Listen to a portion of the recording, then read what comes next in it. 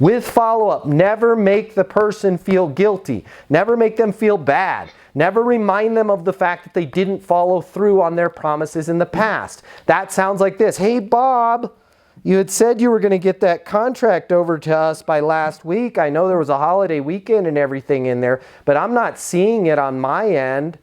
Is there a miscommunication there? Of course there's a miscommunication. You don't have the contract. But when I say to Bob, I don't have the contract, is there a miscommunication there? All I'm doing is creating an adversarial relationship. This is why I'm telling you. Getting the deal moved forward. For sure, Bob. Focus on getting the deal moved forward, right? Everything else is irrelevant. Totally. And me teaching you a lesson that you didn't make good on your promise, guess who's going to teach you that? The marketplace, your spouse, your kids. If you're a person that goes through life not doing what you said you were going to do, the world will punish you. I don't need to be one of the people to punish you. I want to do business with you. I don't want to teach you a lesson. And there's a big difference here.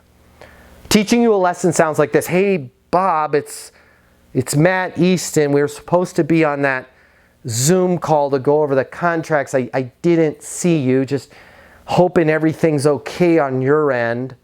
Right? Versus, hey Bob, it's Matt Easton, missed you on the Zoom call at 10, calling to see if it makes sense to just move forward with the contracts. I'm on my mobile, 720-660-3202, unemotional. We're going to go ahead and land on the Hudson, right? Sully Sullivan, do you want to runway at Teterboro? Negative.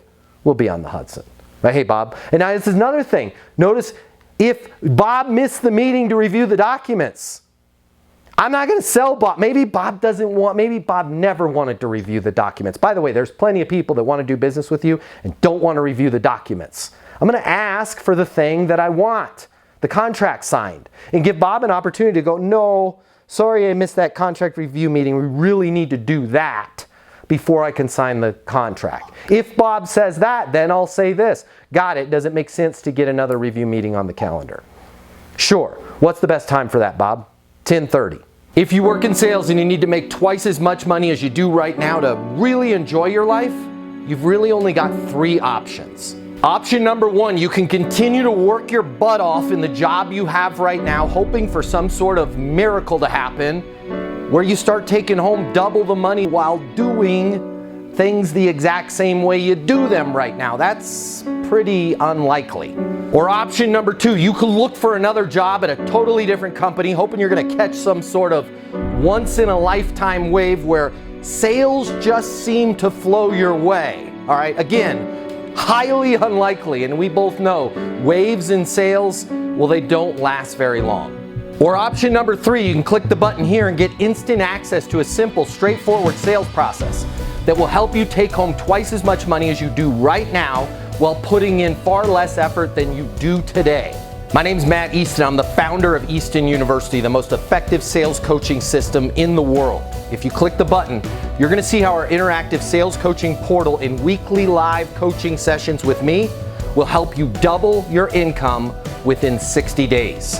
Easton University is more than an interactive sales coaching portal. It's more than being able to ask me questions in a live setting every single week. It's your future, and you and your future are worth it. Click the button. I will see you on the other side. Your life is about to get a lot better. Click through now.